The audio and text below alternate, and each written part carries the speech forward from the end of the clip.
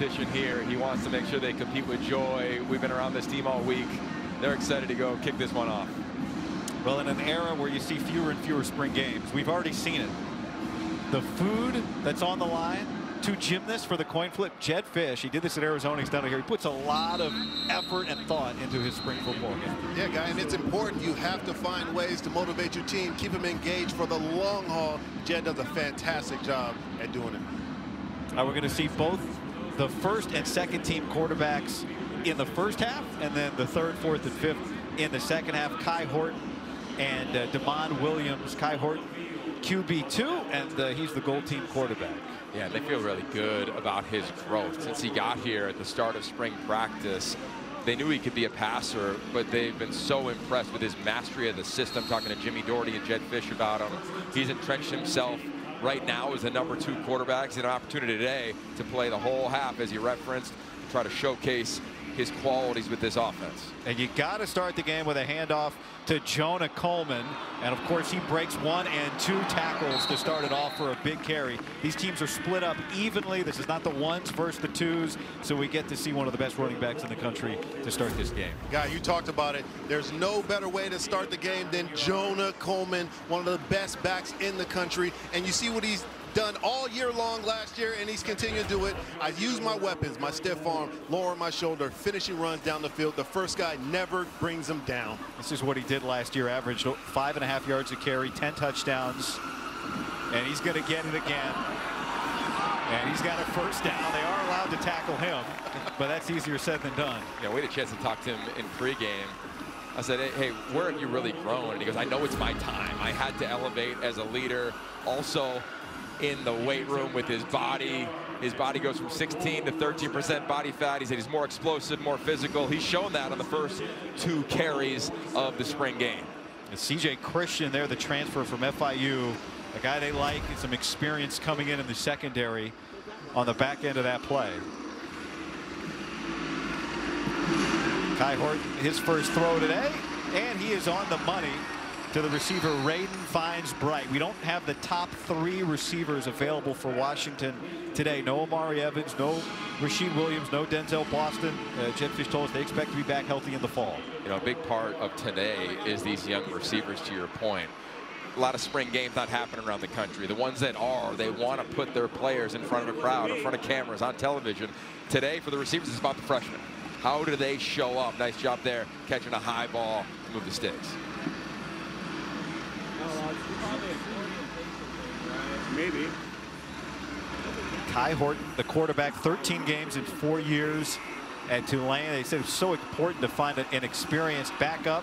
And there he goes, back shoulder. There was some contact there. Ooh. The receiver is Justice Williams. And the coverage from Elias Johnson, the redshirt freshman. A little bit of it looked like PI to me on that one. I wonder, while we're talking about the receivers, Yogi, Guy, I'll tell you right now, this is a huge opportunity. I remember when I was here in this very stadium in my first spring game, coming in from my junior to senior year, we were looking for who was going to be the #1 receiver for Jake Locker, who was a young freshman phenom, and that was my time to show out at that spring game that I was going to be that #1 receiver. So I'm looking to see who's going to add production to that receiver room. Into Coleman, Elinius Davis there on the stop, part of the middle of that defense. This is Denzel Boston and what he brings to this receiver group. Well, he's clearly the #1 receiver. He's got a chance to be one of the top receivers in the Big Ten. His stats would back it up.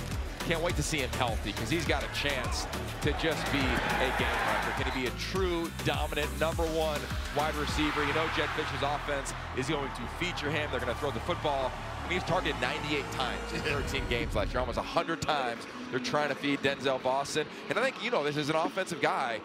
When you're out, you see the game from a different perspective. So his spring has not just been about this offense, but learning, what is Ryan Walters doing? How are teams going to try to take me away when I'm back and healthy? Call those mental reps, Yogi. Mental reps. Horton gets it out quick, and this time on the money to Fines-Bright for a first down. You know, Fines-Bright, check out the route here on the slant. It's a really nice job of being patient. This is 2 high safeties. There's a little area, a little pocket to make this throw. It's a second window throw. You got to wait a little bit as the quarterback, if you're Kai Horton, he does, puts it on the money. And this young player looking pretty productive in this first drive. There were some growing pains early in spring ball with the absence of some of these veteran receivers, but they seem to have come along here in the second half of spring. It allows a young receiver to actually grow up faster when you have those growing pains in practice. And this offense, as you see it from under center, this is a pro-style, West Coast-based offense. Play action. Hort with some pressure on him, which, you know, the quarterbacks are not live in this first half. The quarterbacks in the second half, they are live. Yeah, that's a really nice job of Horton. Look, you get down to the tight red zone area, no sacks, no picks. They try with a little play action, a little naked, get the tight end to sneak out the backside, nothing doing, throw it away. But to the point about pro-style offense, what does that mean if you come play football, if you come play offense at University of Washington? Well, you're not just playing catch. You got to play quarterback. You got to be able to process. You got to be able to identify. You see it right now, Horton. What's the front? What are the linebackers doing? How are they aligning? You got to read a coverage, make a decision. Tough catch for Coleman on the toss, but he's able to make it. And then there to make the tackle is Dyson McCutcheon, the senior, fifth-year Husky. You know, talk about a fifth-year Husky. How about a first-year Husky at linebacker? Give the defense a little bit of love. Buda Alukta, to me, just a tackling machine. Transfer from Washington State. He has been absolutely phenomenal since he showed up. He's kind of that green dot guy. You see the green dot at the back of his helmet? That means that Ryan Walters is communicating the defensive calls to him. He showed up. He's earned the respect of his teammates. To me, he's the heart of this defense right now, Marcel. You're right, Yogi. And when we were talking to Ryan Walters, he identified him as going to be a vocal leader on this team. He showed that in spring practice, and you love to see that. When you have that green dot, it's a badge of honor. That means I can communicate. I'm an intelligent football player. Horton. Oh, go get it. Unable to communicate, unable to connect with Audric Harris. Alukta, who you're talking about on defense, comes over from Washington State, but back in 2016, he was playing with the Snoop League youth football team. They came up here on a visit. One of the highlights of his trip was getting dapped up pregame by John Ross, a great Husky. Now he's on the field, and John Ross is here as one of the Husky alumni at the spring game. How cool is that? We had a chance to talk to John moments ago on the field, and he goes, I can't believe I was here, and it was 8 years ago. Like, this thing just goes so fast. I'm sure Buda would say the same thing, from being a young pup to now being a big dog. Sam Finnegan here for the field goal attempt. Oh.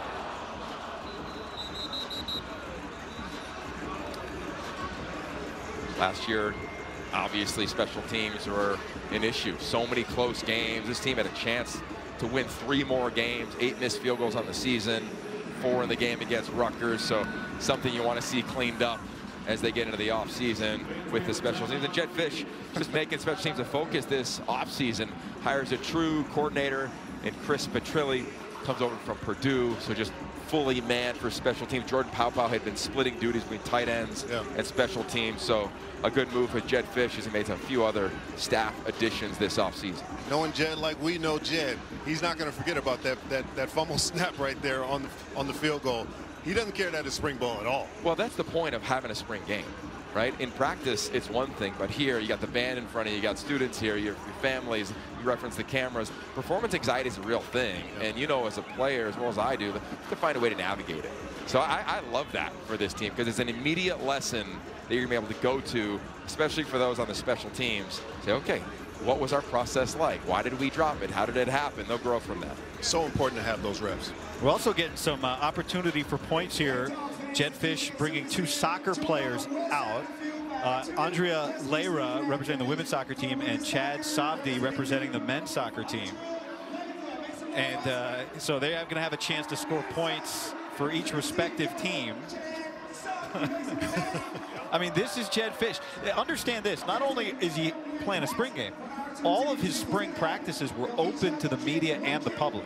And the reason behind being open, he said, look, if we're going to ask our community, our fans, to support our collective, our NIL efforts, we got to make sure they know the players. Players put helmets on. You don't ever see their faces. You don't get to know necessarily their stories, especially with 34 new ones. Love what Jed Fish has done in that regard, and the creativity. He's been doing it ever since he's been a head coach. All right, so here is Chad Savdi from the Husky men's soccer team.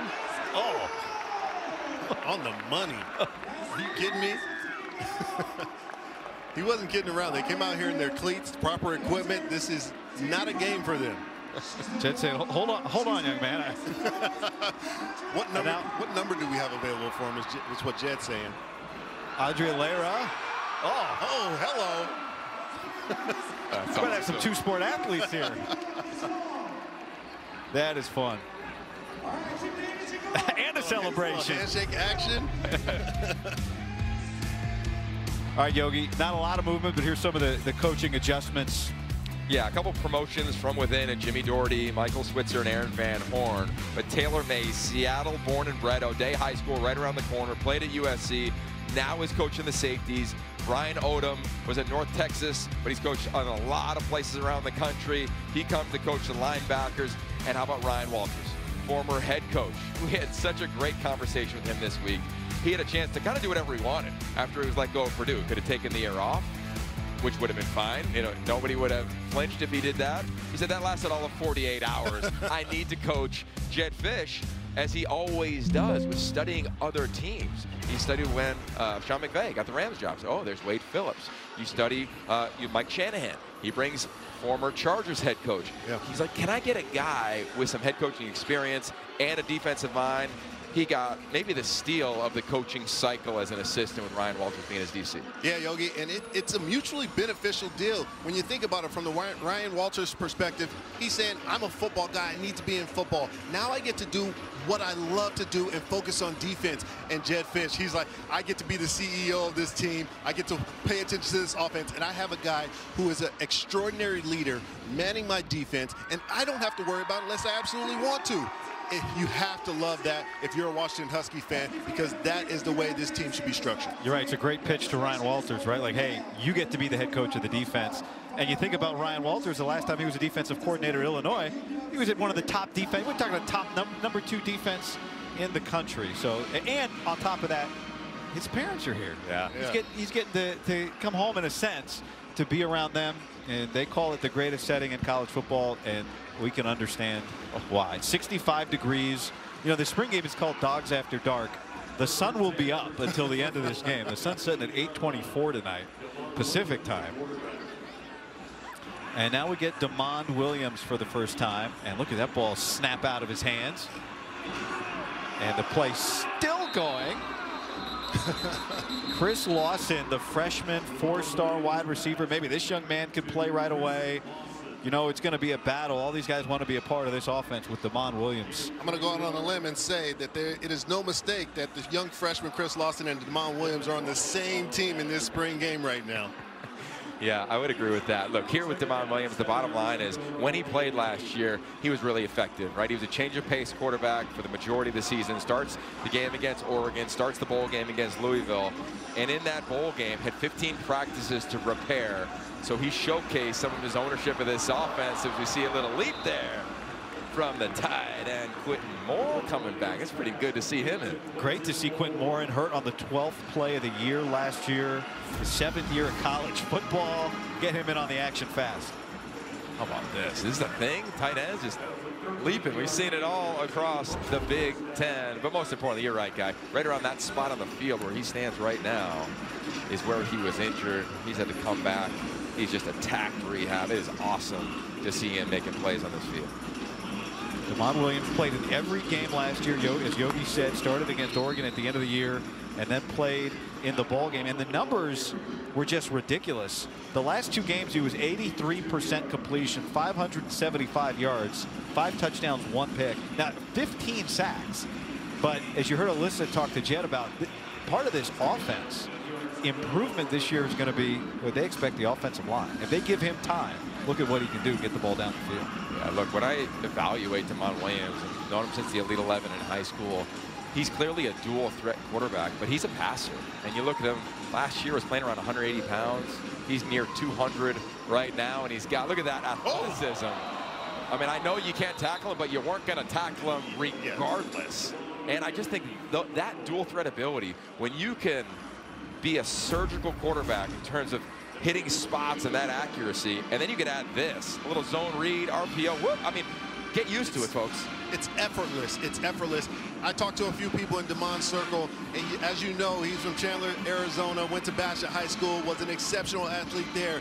But they say he is a passer first. He loves to pass the ball. Him being able to run is just icing on the cake. And I said in the open, he is fast. He has elite speed at that quarterback position. Marcel, that was your old basketball crossover he just pulled out, too. That ball goes sailing over the head of Adam Muhammad. Yeah, I think to that point, Jed Fish said something that was pretty thoughtful and definitely raised some eyebrows. He said that he's the best player I've ever been around at this age, at this time of one's career. So you follow up and say, well, why?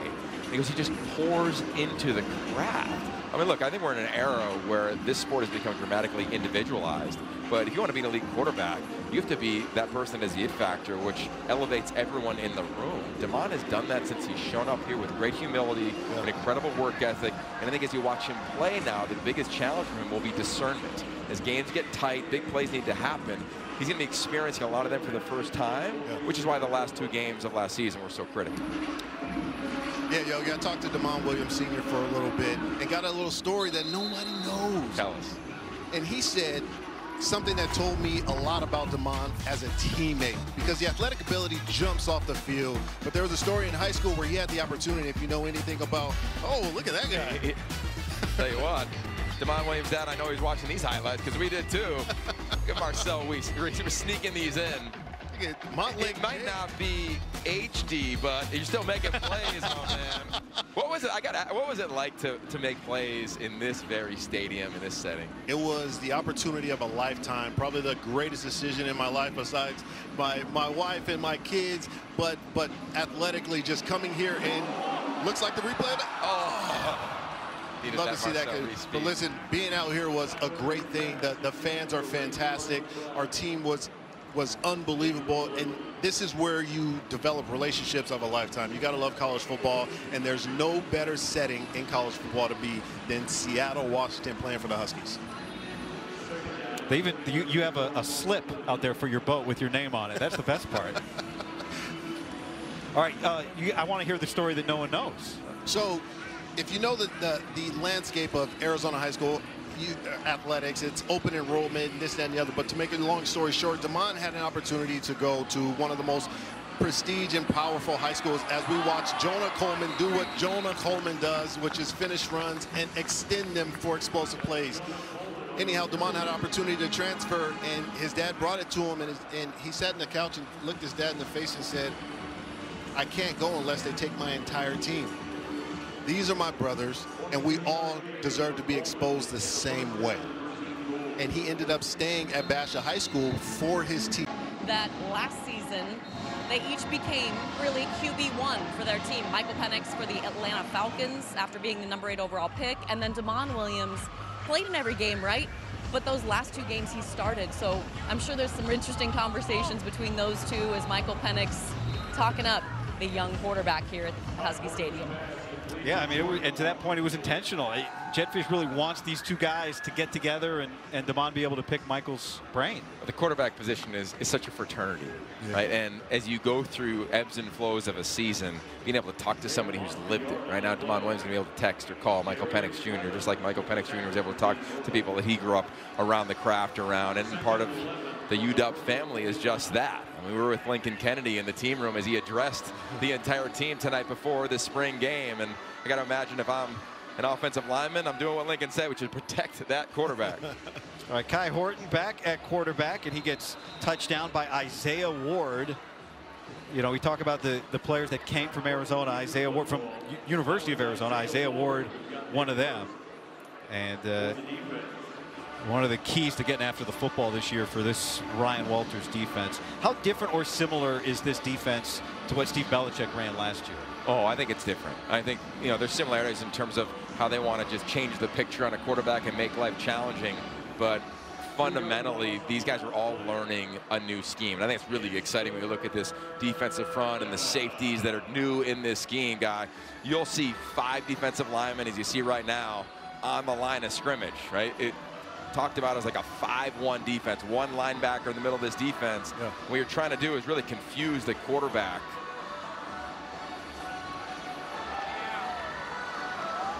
And a nice job there not being confused, right? Kai Horton is saying, all right, 5 guys are down. He's anticipating, is somebody going to drop into coverage?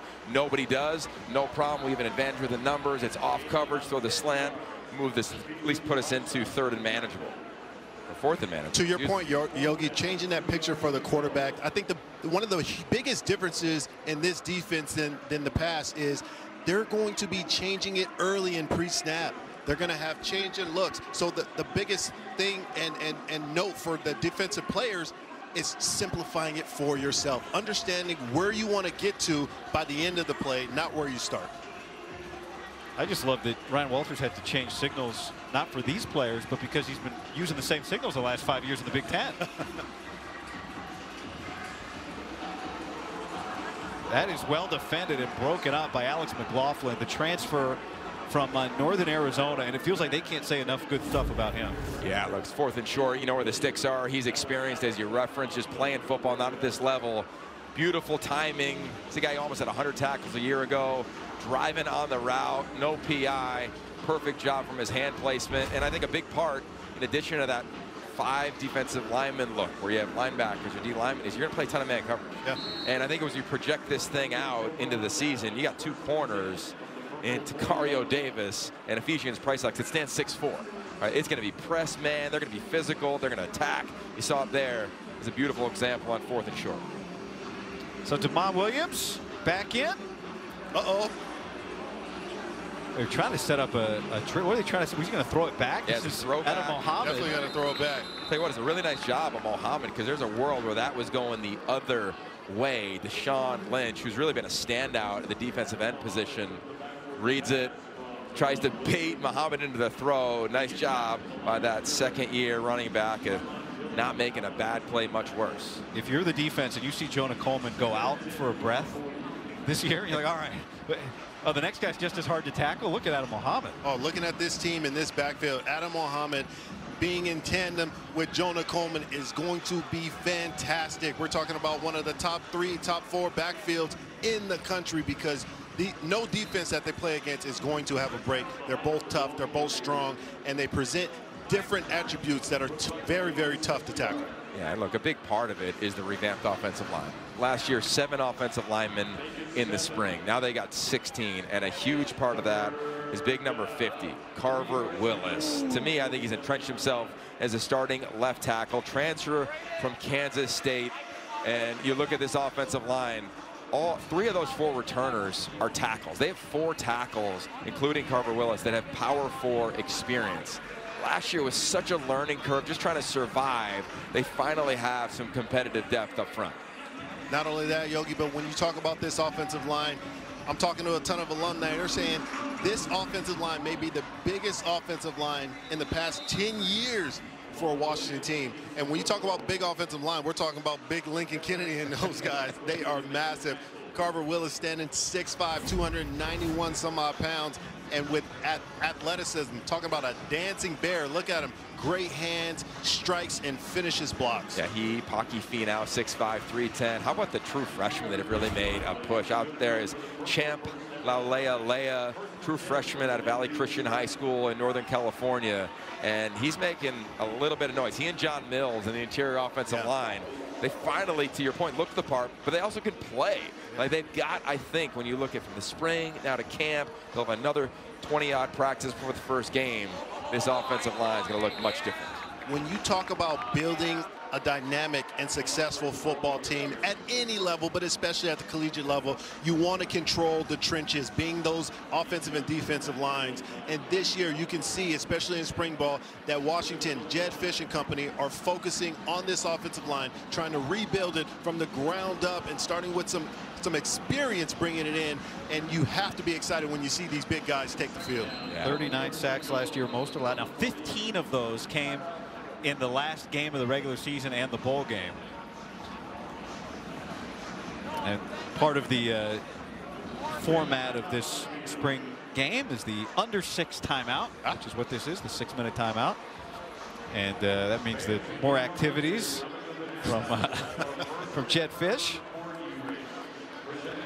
By the way, we got to give credit to the tackle on that last play, Bryce Butler and Tai Uiagalelei. Yeah, I was just going to reference him on this second and long upcoming. Uyunglele transfers in from Arizona.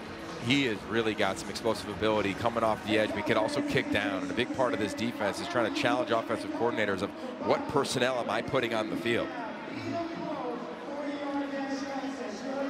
Let's go down on the field, Alyssa, with Denzel Boston. Yeah, certainly a wide receiver that's going to make an impact this season like you did last year. I know you're out for precautionary reasons, but what are you seeing so far out of your young quarterback, Damon Williams? You know, I'm seeing some great stuff. I'm seeing a lot of explosiveness. You see his twitch and the way he's running the ball right now and the way he's getting out that pocket and scrambling. And, you know, he can set up and throw that thing, and we're waiting on it. What about you? I know you wanted to put on some weight this year and change up a little bit about how you played. Tell us about that. Yeah, you know, there's two levels to being a receiver. You got to get off the first level and also get off the second level. And I feel adding that upper body strength and, you know, being able to play through that second level will be a big game changer for me this year. Tell me about Omari Evans, also out right now, but a guy who transferred from Penn State. How dynamic could you two be together with Damon? You know, we could definitely be dynamic, and we could definitely be another big three here at UW. What's it like to see Michael Penix Jr. out here walking around on the sidelines? You know, it's kind of surreal. It's just awesome to see him out here, and it's awesome to see him walking around and vibing around with the young guys, you know, and just them getting to be around some great guy like him. All right, well, I'm hoping you get the good dinner banquet, not the rice and beans, all right? Yeah, me too. Thank you. Guys, back to you. So is he. Yeah. You ain't lying, man. Some of the key pieces returning. I mean, he said big three. They've had some good big threes here in the last several years. Talking about also having a dynamic quarterback. He knows what it looks like, and he wants to get there too.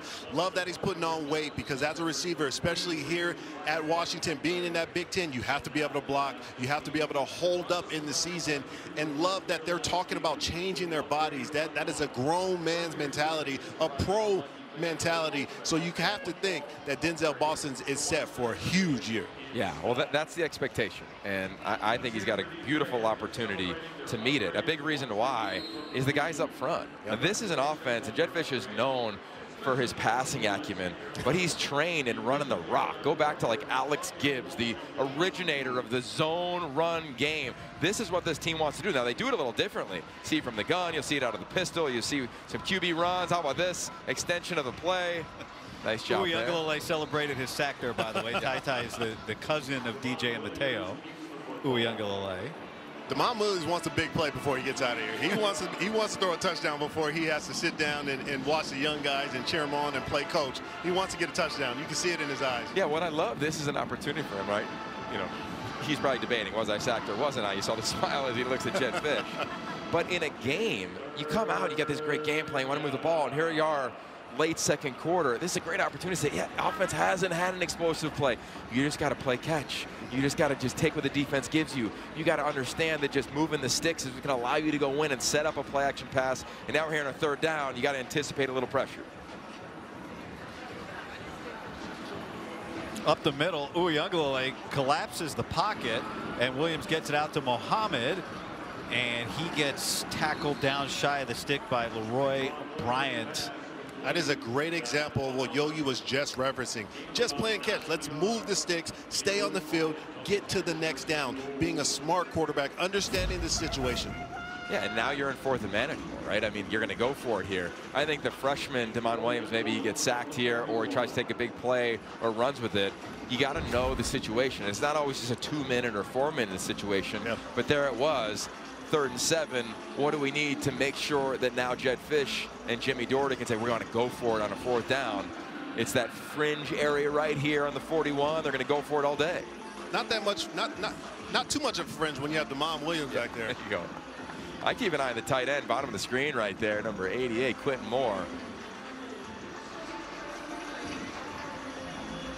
There's Mohammed, and well, this is close. He ends up a yard back. They're marking the ball right at the 40, which was the line to gain. That was a great play by Devin Bryant right there, number 17. He has been a star this spring. Had a huge spring. You'll see him right there in your picture. Yogi's circling him, and you see the strength there. He won the Iron Dog Award in the weight room. That is everything. That means there's a lot of bragging rights in that. That means you're lifting the most. That means you are working the hardest in the weight room, and there is a huge competition for that. He got the first down. Well. Only linebacker in the room with experience playing here. It tells you how much has changed at linebacker for Washington. Oh, DeMond's going for it. On the play action, That's a Bryant sack. gets the Yeah. sack. So back-to-back big plays from Devin Bryant. 8 games as a true freshman last year. The young man from St. John Bosco. Guys, I don't know if you've noticed yet. If you look down here on this gold sideline, Taylor Mays' energy is ridiculous. He has not slowed down since the flip-off. He is going crazy. Taylor Mays, a guy that you played with in the NFL, a guy that Yogi recruited at USC, and still looks like he can strap him up. Nice job there on the pressure from Brian. And I can remember Taylor Mays at 14 years old came into the SC facility, and I said, "What team do you play for in the NFL?" He goes, "I'm still in high school." Mohammed able to keep his feet enough. The initial clip there was from Bryce Butler, and then he goes down shy of the original line of scrimmage. So that'll be 3rd down and 11.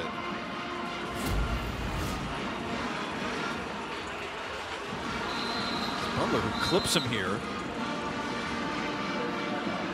It does more than clip him, just about pulls him down, and then Lynch comes over, and now we hit the 2-minute timeout. And for all of the running clock and the adjusted rules, this is where we get into the real 2-minute timing, and they're really going to play this as if it is a game situation. You know, if you're watching the Jetfish team, he's going to focus on situational football. It's so important to everything that we do. Yeah, and he's also going to build his defense from the front back. It's one of the things he says he's learned over the years. yeah, from Bill Belichick is one of the all-time greats in terms of building teams and especially defensive fronts. They return some pieces. Russell Davis, he's probably the more talented one out of that group on the edge. He's not going tonight, but I like the new faces. Uyunglele, we have referenced. How about Samote Peppa, transfers in from Utah. He can play interior defensive line. He can play right over the center. He's a physical player. The guy who's had a nice spring is Ontario Thompson, transfer from Western Michigan. He was at Iowa. He's at Iowa Western. He's had a journey. He's become the vocal leader of this group on the defensive front this offseason. All right, so 3rd down and 11. And as Marcel said, now we're really into situational football here in the 2 minutes. Oh, he's taking a shot.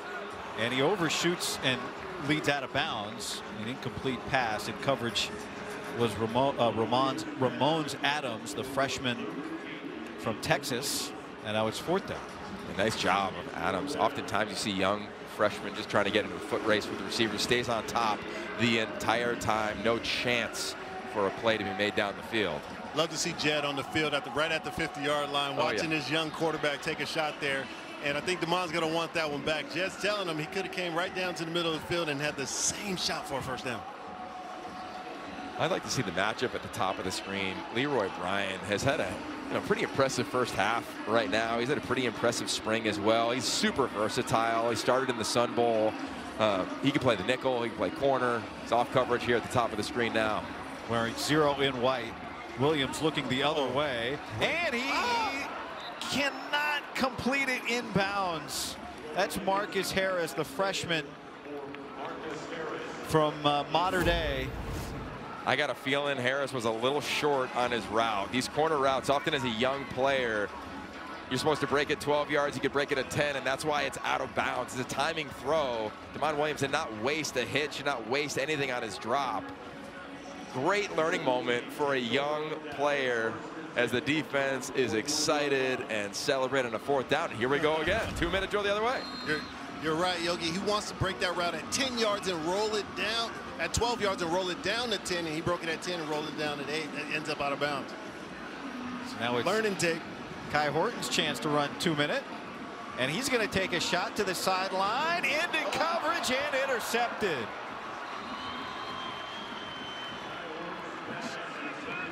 Elias Johnson, the redshirt freshman, with the pick. Cornerbacks, a long and storied history here at UW. Yeah, this is awesome from Johnson. Watch him. He'll just force the receiver to go wider and wider and wider. It's like he runs the route for him. You see it there late. Receiver fades on the ball, and Johnson says, "I got this." Justice Williams, that's another lesson learned for the wide receiver. Big, 6'4". You can't give up that space as you're running the go ball. He's going to have to learn how to use his body, lean into it, and give the quarterback space. We call it holding that red line, 6 yards from the sideline, hold that quarterback space to throw it so it doesn't have to necessarily throw it in a bucket. Then you get to go get it. Real competitive room for John Richardson. He's got a promising group at corner. He knows he's got a lot of talent. You go back in the history of this program, I mean, it's been known as DBU in at least the mid-2000s. You think of Kevin King, Sidney Jones, Trent McDuffie, a couple Super Bowls for him, being a first-round draft pick. And you've got the potential with some really long veterans, and then you got some young players, and Elijah Johnson trying to add his name to that list as well. Sticky catch there from Luke Gayton, the walk-on, and so it's back to Damon Williams with a chance to hustle it down the field. And he might have been past the line of scrimmage, and a flag's going to come out. Speaking of long veterans in that DB room, number 24, Mikael Esteen. He's had 3 head coaches here. He's a 6-year senior. He's stuck through and committed and embodies what it is to be a dog. That's what they're saying around here, around there in the alumni room. He's a guy who has veteran leadership and is coming into his own. And he played well at the end of last season. I think he's going to have a big year. I think he can really have an impressive year. The safeties in this defense are so critical. Nice little competition going there. Alex McLaughlin, we referenced him. We referenced Mikael Esteen, CJ Christian. It's a nice little group there for Ryan Walters and company. The offense takes a timeout. The purple takes a timeout. Big penalty there. Yeah. Damon Williams, who was, you heard the announcement, across the line of scrimmage on that pass. And again, like, these are the lessons learned in these games, in these situations. So now here you are, 2nd and long. You know the situation before the half. Jed Fish might have told him, hey, this is the end of game situation because this is it for him today. With pressure at his face, he's able to connect with Austin Simmons. Gets back to the original line of scrimmage. The freshman tight end who had offers from West Point and Air Force. And it brings some toughness to that tight end room. The tight end room is, to me, going to be so critical for this offense. Watch Damon Williams scan the field. He's going left, trying to stay balanced. He's got the ability. He's got such unique arm talent where he doesn't have to set his feet perfectly every time. I mean, very rarely. We watch college football every weekend. How many throws a game do you ever see a quarterback just take a 3-step drop and ball is out? Like, it doesn't happen. You have to play from a muddied pocket. You have to be able to make 2nd and 3rd reaction throws. And that's Jimmy Doherty right next to Damon Williams. That he charted every single throw, every practice. A 1 if it was perfect. A 2 if it was the right read, but the ball was a little off, and a 3 is if you missed it. Right there was a great example of what he can do when things aren't great and still be accurate with the ball. Beginning on Wednesday, catch the entire 2025 Big Ten softball tournament from the first pitch through the championship game. It's right here on the Big Ten Network and the Fox Sports app. That is a short walk away from where we sit here. This is fun. Marcus Harris on the 3rd down. And again, to Yogi's point, Damon Williams will not play the 2nd half. So Yogi, you're saying treat this like the end of the game, but he gets sacked. And a big loss there for Uyunglele. And how many, this is a lot of possessions for a 2-minute situation. I love it, man. We know Jed Fish well enough. He's trying to maximize every opportunity to teach. And again, there aren't going to be fans here in this stadium again until they kick it off against Colorado State on August 30th. So giving both sides of the ball, special teams now, if you're backed up, you know they're going to come after it late in the half, try to see if you can steal some points and win that vaunted middle 8, the guy you reference all the time. Troy Petz, the punter here. They're also adding Luke Dunn, the transfer from Oregon, coming in the summer and the fall. That's a pretty one. That was a great punt. I don't know, it's windy here as well. There's the BTN barge. Full circle when you see these young guys embrace the elders like myself. There's Kai Horton under some pressure. It is a big part of the spring game. You know, Jed Fish said a spring game is when you bring back a lot of alums. So if you don't have a spring game, when are you going to get all these guys back together like this and get them around your team at a time when the team can really interact with them? Connecting with the past of this program was such a big reason why he loved the spring game. I mean, that's how you build tradition, Guy. You're right. It's how you build tradition. It's how you build a culture of giving back and then embracing what happened before you. It's going to be tough in this new dynamic of college football, but I'm sure Jed's going to be the guy that figures it out, how to navigate it. Well, you have to ask the question, right? Is this the last spring game in the history of the sport? You know, will we have spring games next year? Here's pressure, Horton, and he puts it on the money. Raiden finds Bright, who's had a good first half. A couple of explosive plays for him. Does a really nice job of Kai Horton just biding time in the pocket. They're throwing this off his back foot, trying to check it down, trying to find a hole shot. He finds his young wide out in an intermediate route right in the zone. I love the location, right? Sometimes guys are just throwing fastballs, takes a little bit off it, gets it, get out of bounds, and away you go, first down on the 31. Really 5-yard pickup. Really good touch on the ball. Finds Bright. I love the way he runs the top of his routes. He's really precise at the top, and he has natural quickness. I'm going to look forward to seeing how he runs the entire route tree.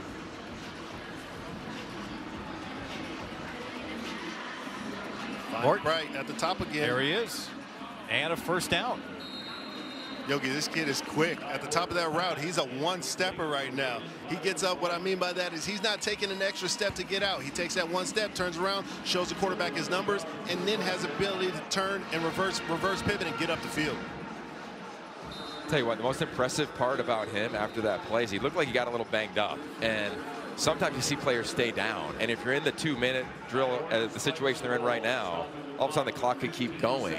He got up because he knew he was going to spike it. You spike it, and away you go. And Kai Horton's grimacing a little bit as well. Grimace on him. A little limp. Jed doesn't look concerned. No.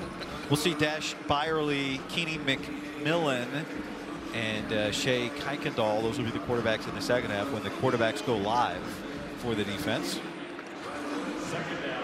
Well, Horton's been impressive, and down here in the red zone, they love finding their tight ends. Keep an eye right now on 86, Decker DeGraff. He's in the bunch at the bottom of the screen. Horton with pressure, and he throws a pick. C.J. Christian, the transfer from FIU, showing the speed. Coleman is able to save the touchdown. But what a big moment for the purple. And C.J. Christian, what an incredible story for him to be in this place, in this moment right now, Yogi. Yeah, C.J. Christian has been on a journey in his college career. Oh, the boys in the boat. They are just rowing right now. You'll see it. I think the offense thought it was a sack, but Christian said, no, I'm going to make a play. And this is a guy who graduated from Normal Community High in 2019, tried to play college football D2 in South Dakota, didn't qualify.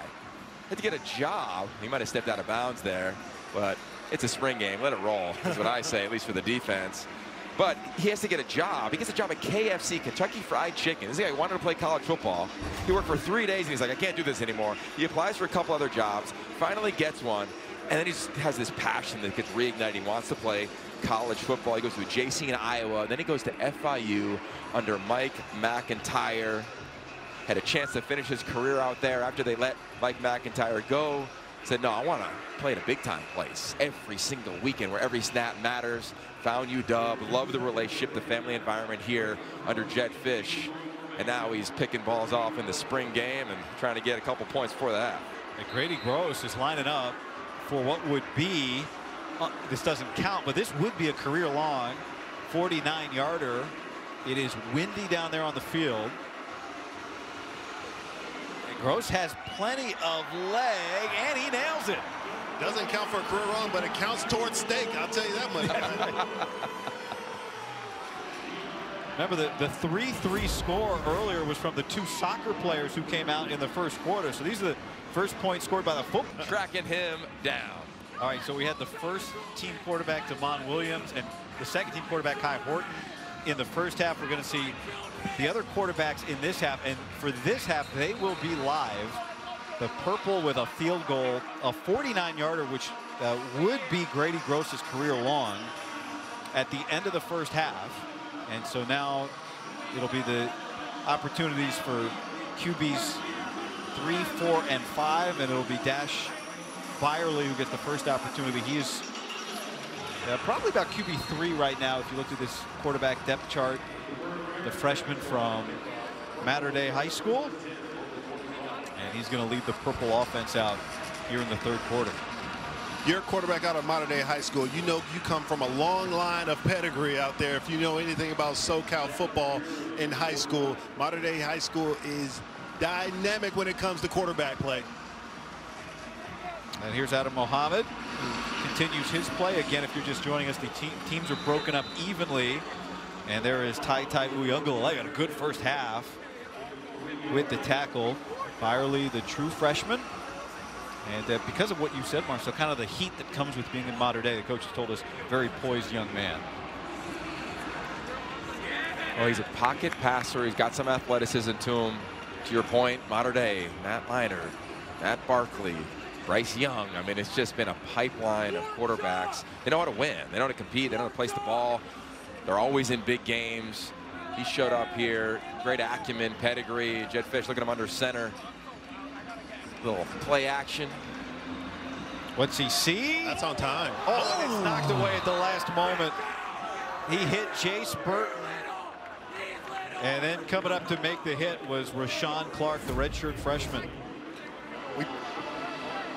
I'll tell you what, I love the play call and the design. Jace Burton on the corner route, and he kind of drops it as it goes through his hands, and the physicality Rashawn right through it. Rashawn Clark is a fantastic DB. We talked to Coach Ryan Walters earlier yesterday, and he mentioned him as a flat-out ball hawk, meaning he sees ball and he goes to get ball. You see him being physical at the point of attack there. And you see he's from Seattle. That's so important, right? He originally commits to Cal, then he commits to Arizona with Jed, and then he comes home with Jed Fish. Keeping the best players in the state, here in the state, has been such a big focus for Fish. Oh, we got a pick. Yeah, He's going Byerly six. was hit as he let it go, and it's a pick six for Ryland Dillard Allen, the true freshman. Turning turnovers to points. That is how you steal possessions and win football games. Jed Fish told the team, I want you to celebrate tonight. You get a pick, you get scored a touchdown, you have fun with the fans. Can you imagine hearing that as a young guy? A coach like Jed Fish comes to you and says, I want you to celebrate. Well, I'll tell you what, you got to get a big assist to number 92, Bryce Butler. He gets his hands on Byerly. And then there it is, Dillard Allen celebrating. You talk about recruits from Seattle. He comes from Arizona. Great hands, can fly. Now the freshman can say, I scored because of the stadium. Yeah. Sam Finnegan on for the point after. RDA, they call him. And they got a little bit of a Jonah kicker Coleman. change. So Jonah Coleman has come out for the point after. He's marking it off. Huge runs, big time tackle, running down a fast guy. Can he add field goal to the resume today? Why would we say no? There it is.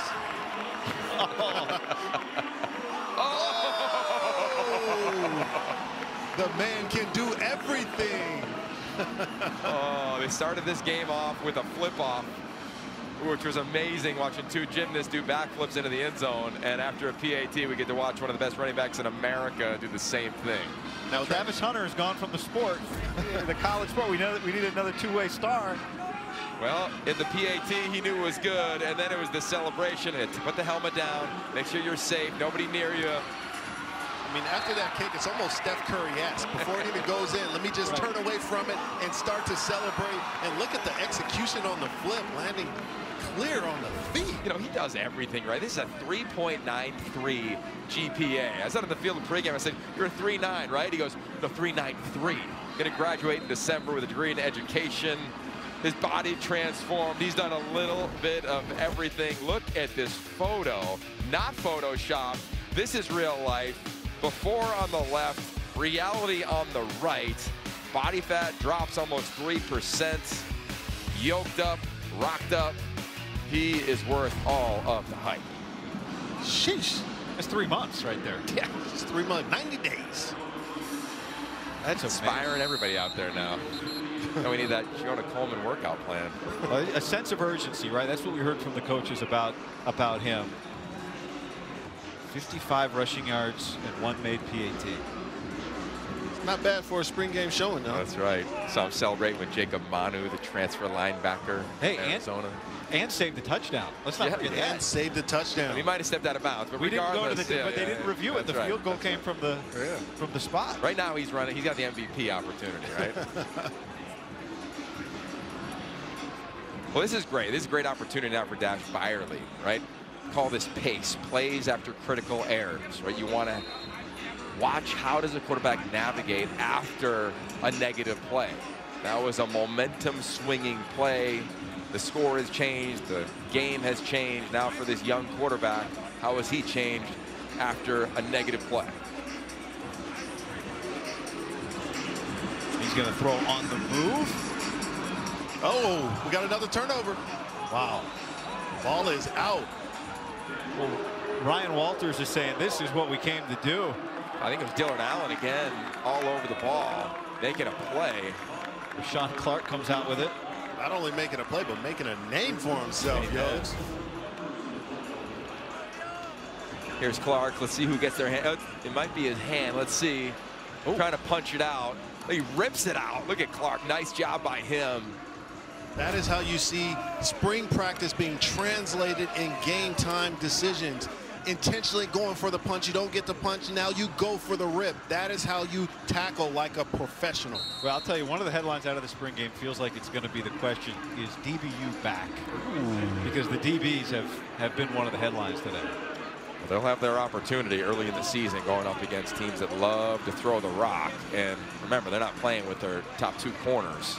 Keeney McMillan at quarterback now. First time that we've seen him. Another catch for Raiden Vines-Bright. That was a laser out to the numbers, Yogi. Keeney's against Prysock. Yogi, to your point, not playing. Maybe the #1 corner on this team.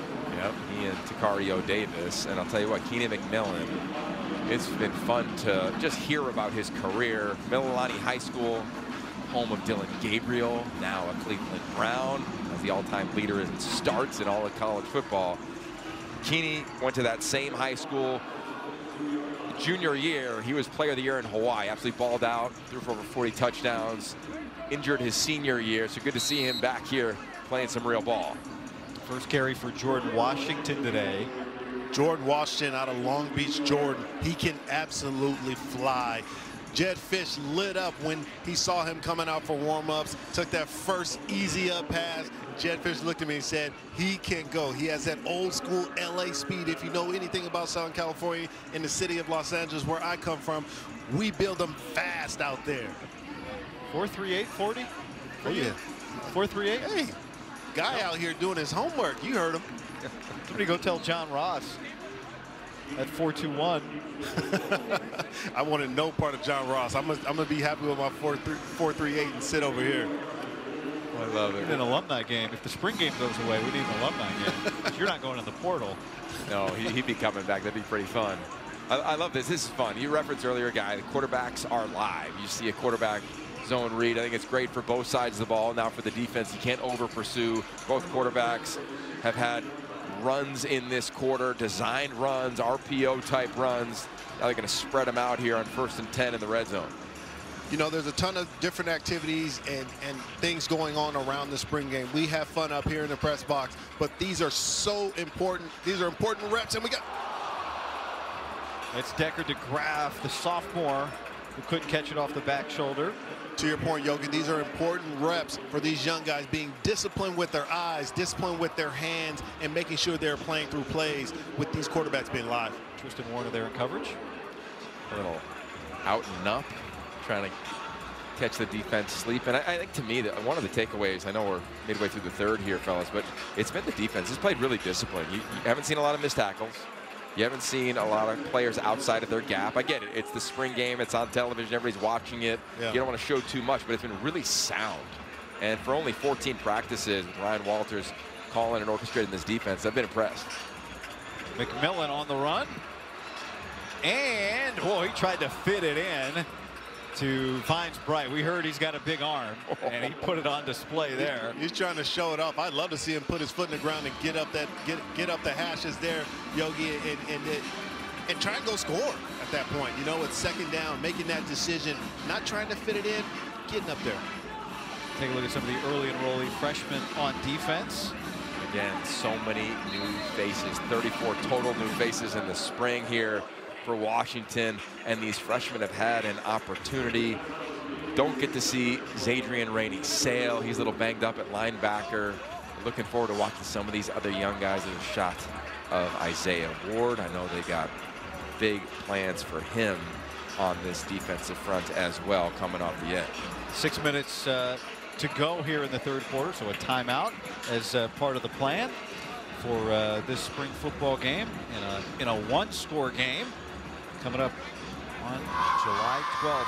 The BTN Big 10K returns to Soldier Field in Chicago. Scan the QR code. The spring football game, there's Taylor Mays talking to his defense. Again, today in the spring game, you get to bring out the iPads, trying to teach a little bit.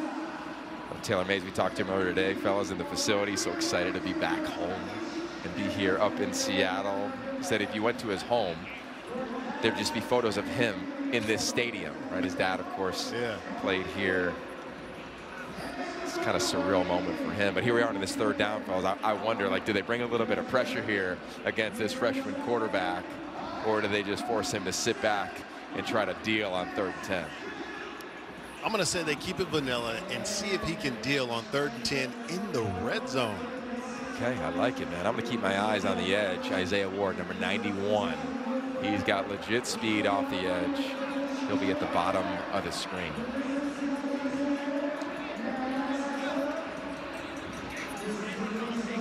So 3rd down and 10 coming up.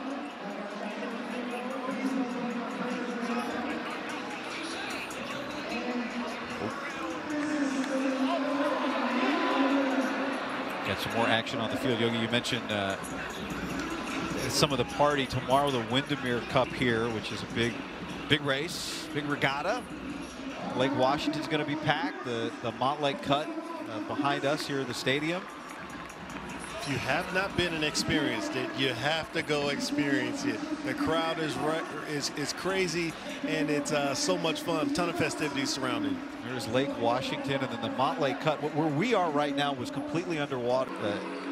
The University of Washington, the nation's best rowers here at the University of Washington. And meanwhile, we got a 3rd down now for McMillan going to Vines Bright, who's having a day. Did he get in? Yes. Touchdown for the freshman, Raiden Vines Bright. We talked about young receivers being allowed an opportunity to show their stuff off here in the spring game, and Vines Bright is showing it off today. Tell you what, the location of the ball, the timing of the ball, the late eyes of the wideout, Vines Bright as a true freshman. It's just a simple fade ball, 1, 2, 3, ball out. It's firm with an arc, it's high and away from the DB. Clemens has no chance. It's perfect location. Coverage is pretty good. You throw it high and away. Vines Bright, let's see, is he in? They'll take a look. That foot, great body control, going up and going to get it. No. Hold on. Spring game, we'll give it to him. Remember, it's ruling on the field as a touchdown. Toe heel is the rule. Do we see enough evidence there? Oh, we didn't get. We're not going to send it on back. We already have the kick. The way they go. That's a kick of the day. As well, he's doing it all. And look, there's no question. The University of Washington, you got the Seahawks, you got the Mariners. There is a lot in this town from a sports standpoint. So you got to be a star to cut through the noise, and this guy's a star, and he's embracing it. This is most definitely a sports town. Even you got the Kraken and the Supersonic coming back pretty soon too, and they say Jonah Coleman is a star amongst stars. You can tell, you can see him there showing love to the young future Huskies in the stands, the youngsters up there. He is a great teammate, a leader, and a fantastic running back.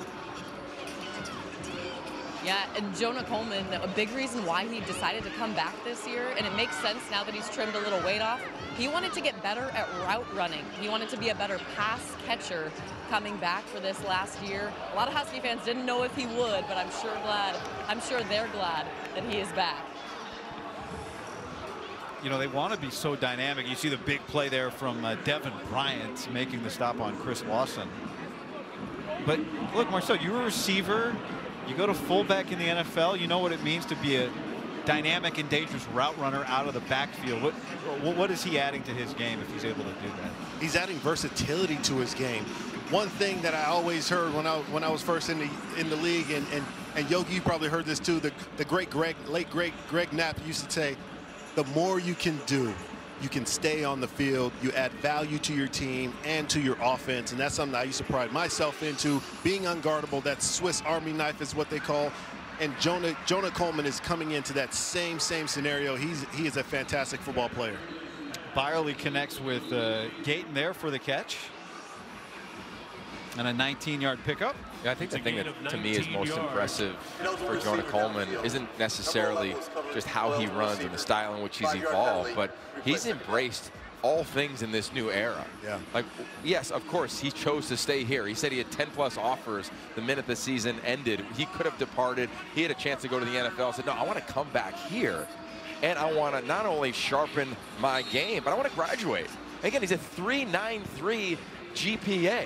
He's on his second school. I just think that we can't talk enough about Jonah Coleman. Yeah. Every time he's around, whether it's kids in the community, people in this community on campus, no one has ever said a negative word about him. He's selfless, he's humble, and he's a baller. I mean, he's truly the face of this university's football program right now. He's shining.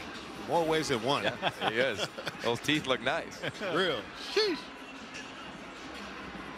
Byerly trying to get out of the backfield, and instead he goes down and is sacked by Deshaun Lynch.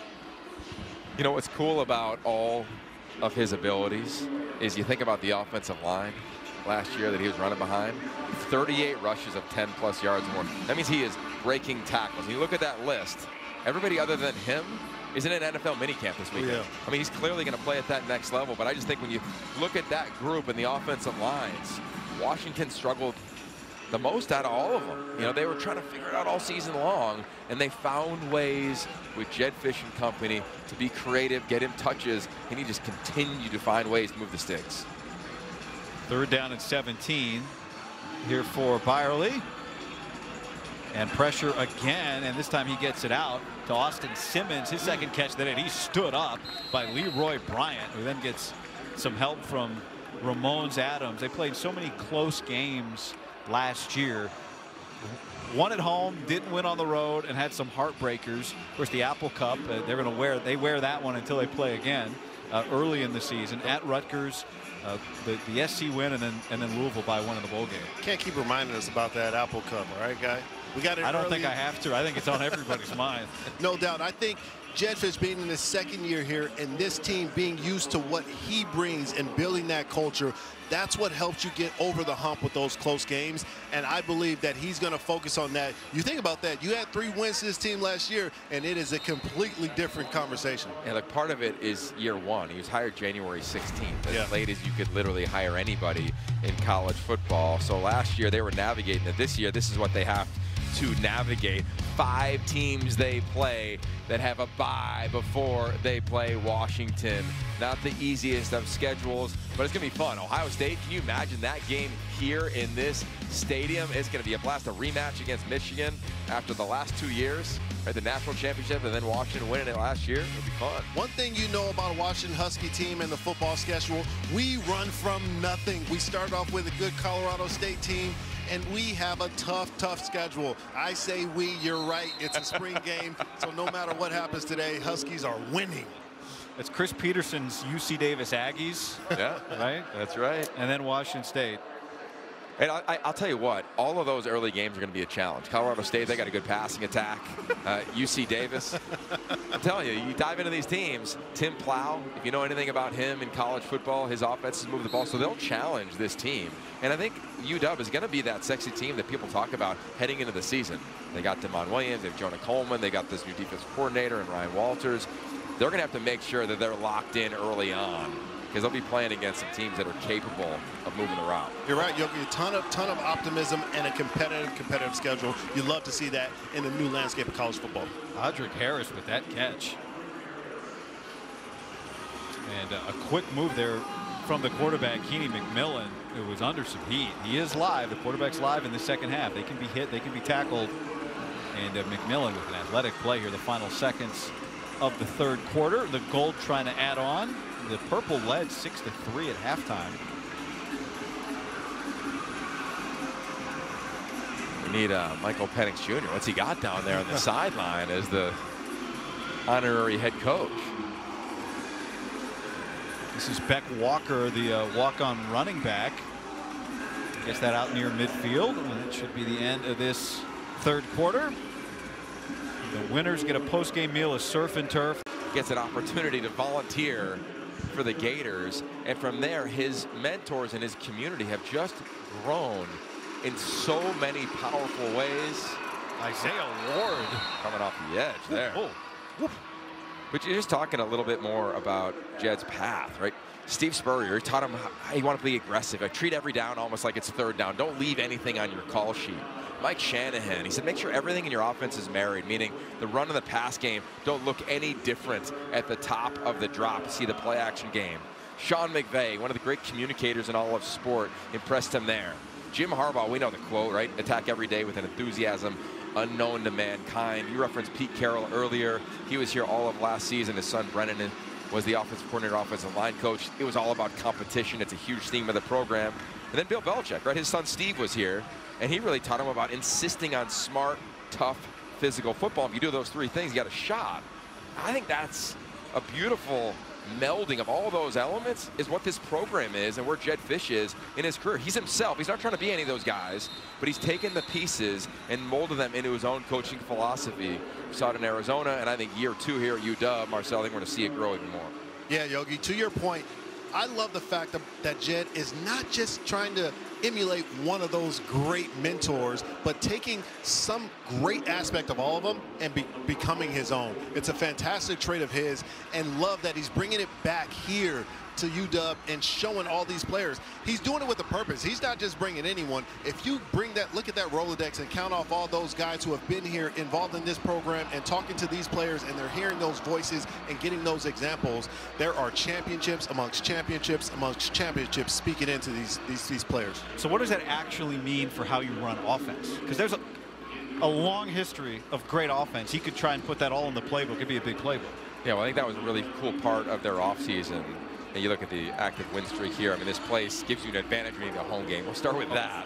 But schematically, they put the entire offense, all the people that have impacted and influenced Jedd Fisch and Jimmy Doherty and everybody, Kevin Cummings, this entire offensive staff, said, what do we do best with Damon Williams? And I think the best coaches do that in the offseason, because you're right, Guy, you do get a little bit from everywhere you have been, and all of a sudden you could have too much. It could be, the verbiage can be too long, versus what is the best thing for Damon Williams as our true starting quarterback, and Jonah Coleman, an elite back, a much improved offensive line, a tight end group that can play, a potential top receiver in the Big Ten in Denzel Boston, get some transfers, some young players that can help out.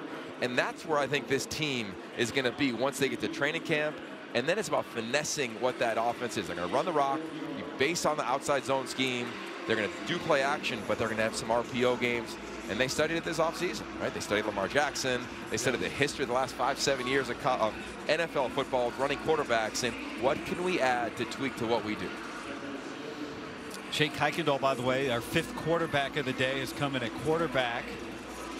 The transfer from Northern Colorado, and he throws it complete to Austin Simmons. Marcel, you've played in offense with mobile quarterbacks. Yeah. I don't know how this guy, everybody's different, but what does that do to the other 10 guys on the field when you know you've got a quarterback that can move the way? Well, first of all, it keeps you on your toes. It keeps you on your toes no matter what, because you know, especially when you're talking about a guy like Damon Williams, he wants to throw the football.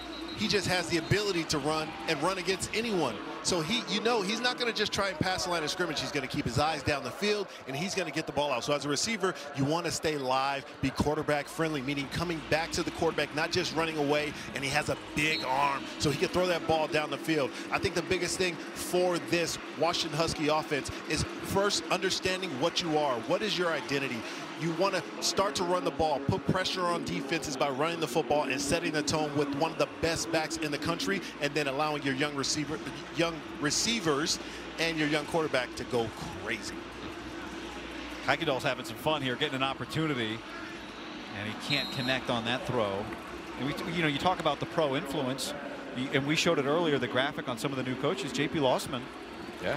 Assistant is the quarterback. Well, I think Another one of my quarterbacks. there you go. There you go. Or QB assistant. Coming out of Venice High School in Los Angeles. I'll tell you what, this new era we're in college football, Jetfish has embraced. Right? So just like the NFL, every full-time position coach has an assistant that can support them, aid them as they're breaking film down, working out on the field in practice, giving unlimited coaches now on the practice field. And Jetfish added 11 full-time staffers in the recruiting and personnel department. How about that? Jace Burton. Jace Burton, the son of a Husky DB, Nigel Burton. Yeah. We've known Jace since he was a 9-year-old. His dream was to play here in this stadium, create his own path, but he learned it from his dad. I was with him when he committed here. He was with Boyer Malloy. It was in advance of the national championship game 2 years ago, and he goes, I want to go chase this dream. And I love that Jetfish continues to make sure that walk-ons are a part of this program. Jace Burton is one of them, coming out of the Portland community. It's awesome just seeing him on the field. Nigel Burton, Lawyer Malloy, Law Dog, you are naming DBU alums out here, Yogi. Kuykendall, and unable to hold on was Chris Lawson. There's a guy we mentioned earlier, Marcel, who has a chance. You know, the veteran receivers are very established, 1, 2, 3 maybe on the depth chart. But could this young freshman at receiver make an impact right away? Without a doubt. You can tell he has really good size. He has really good hands. He can play the position. He's going to have to understand his role and realize that he can be productive. You have Amari Evans coming in from Penn State, who is a big-time wide receiver, can stretch the field. He can make big plays. He's going to be a fantastic number 2.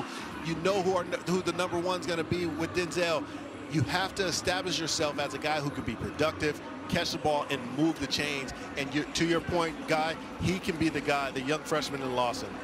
Kuykendall taking a shot, and that is broken up by Ramones Adams. Great coverage on Luke Gayton.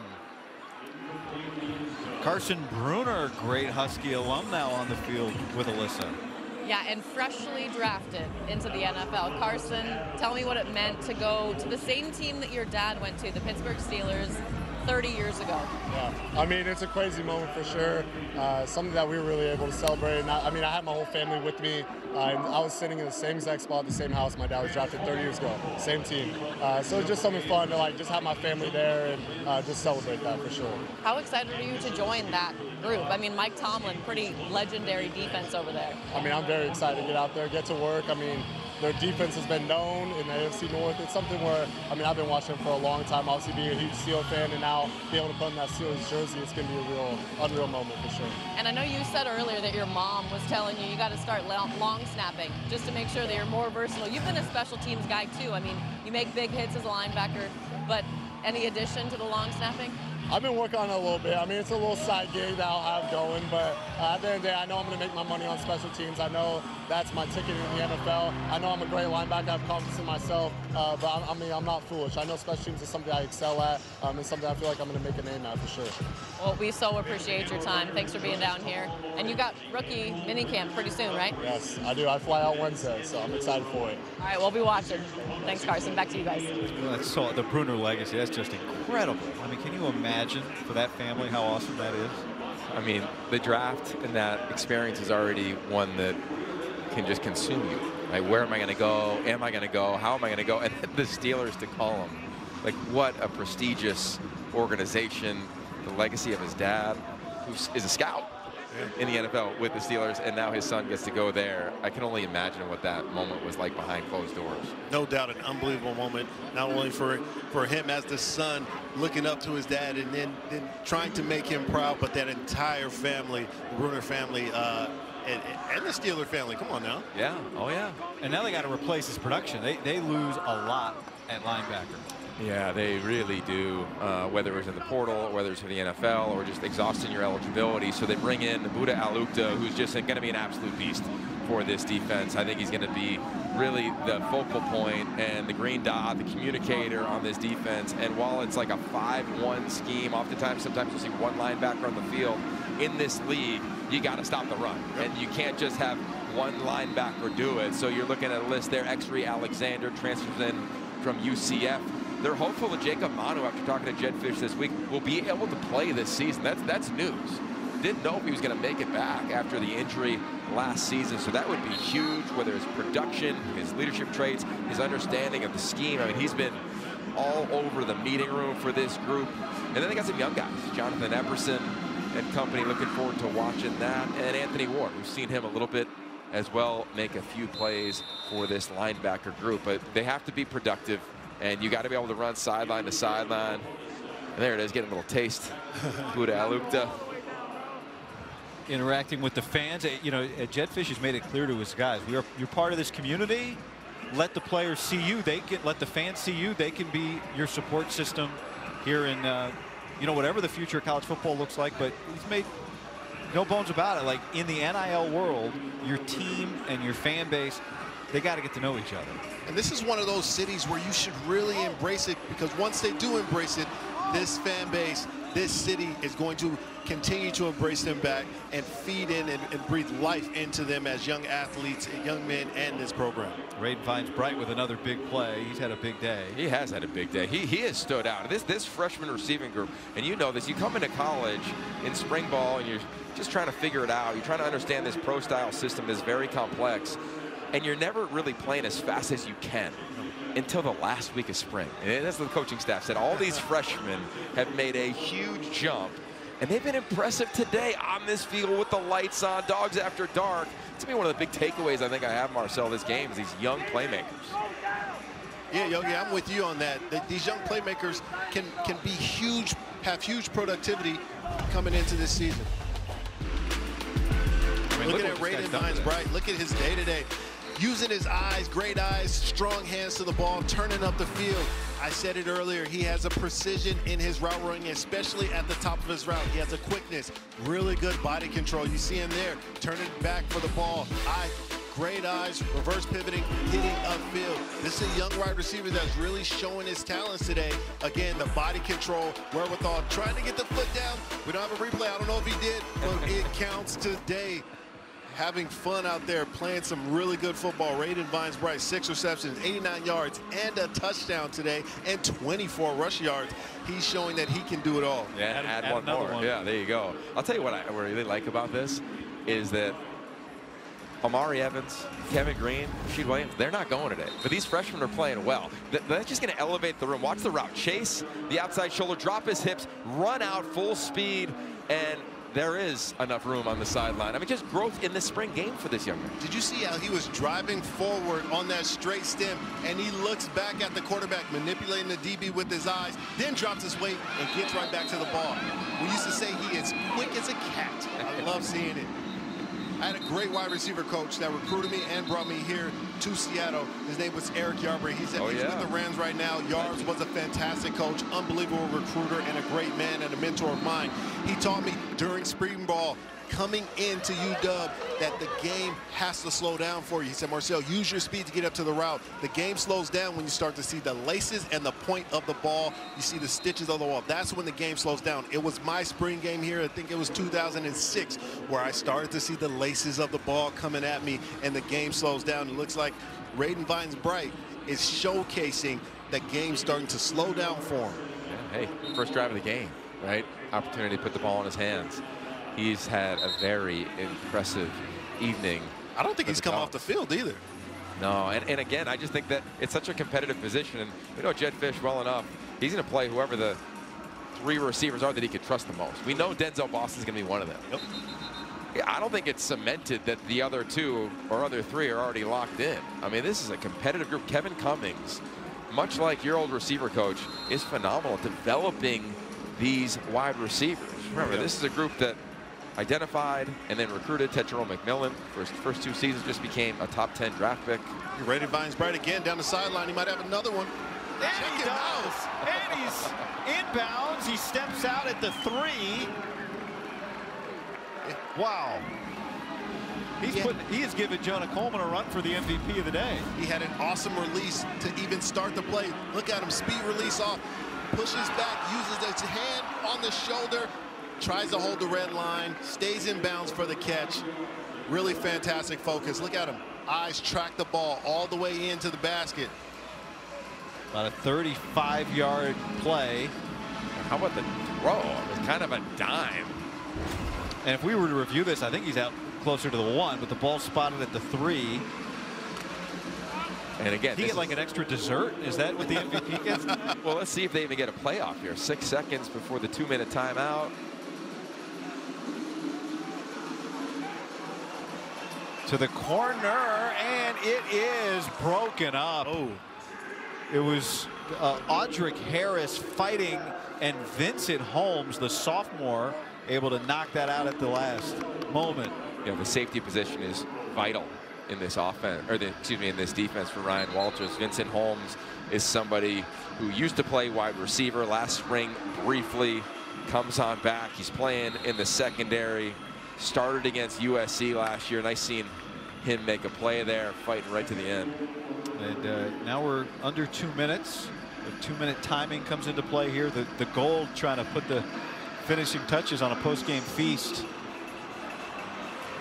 And the quarterback, McMillan, is stopped shy of the goal line by Alex McLaughlin. You know what's kind of fun about the Gold team is that Ryan Walters, while he is the defensive coordinator, remember last year at Purdue, he was calling plays on offense. Right. You know, like the season there. Majority of the season after they made a change in the offensive coordinator. So let's see what he decides to do here on this 3rd and goal. Excuse me. 3rd and goal. Goal. With the game in hand, they're trying to pile it on here. Get another one. McMillan was looking for Vines Bright, throws it over the middle, and it's picked off by McLaughlin. That's 6. McLaughlin's going to take this, maybe. Oh no! I told you, Jordan Washington, the speedster, is able to track him down. Wow, another electric run to Washington to save a touchdown, but the purple's not totally done yet. Tell you what, Donald Butler, right? He's the head coach. He decides to go for it instead of, hey, let's just run the ball, end the game. We got the lead. Almost a pick 6 into your play. Beautiful job of reading the eyes. And McLaughlin, first time playing in this stadium. Whoa. And Washington said, hey, I've been here before. I'm gonna hawk you down, man. It's like the old Mortal Kombat video game. Scorpion says, get over here. How about catching the back of the ball? That is a great shot by our crew. And McLaughlin, the run fits. Nice job there reading the eyes of the quarterback. So the purple, they need to move quickly. Byerly. Oh, he drops it. Pick. No, unable to hold on was Adams, who's been all around the ball tonight on defense. Tell you what, Lawson, give him credit. The freshmen, right? And this is the storyline, right? These freshmen are emerging. Yeah. Okay, you're not going to catch the ball. Can you become a defensive back? Beautiful job by him. And the secondary staying on top of the deep ball.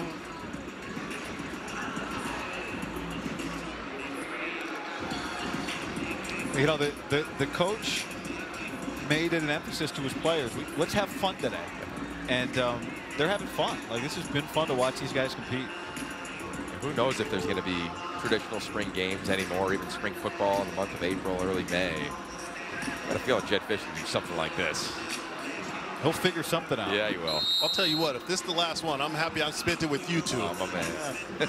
Coming up, the Big Show delivers highlights, interviews, and complete analysis. That's coming up next on the Big Ten Network. Okay, so let's just go big picture here. Offensive line improved? Check. I think we've seen that with the tackles and the guards and the young players. Quarterback, Damon Williams, dynamic? Check. Jonah Coleman, kicker. Can hawk people if he's on defense after a turnover, and of course, dynamic running back. Check. And the defense, I just think that storyline, not a lot of missed assignments today, and they didn't have 2 cornerstones on the outside at corner. Walking away from this game, fellas, pretty impressed. To your point, Yogi, that back end also staying on top and eliminating big plays. Although we got a touchdown in the red zone. Busted coverage, the only one we've seen tonight. You see the communication of the DB saying, who had who? It doesn't matter. Marcus Harris says, I got 6.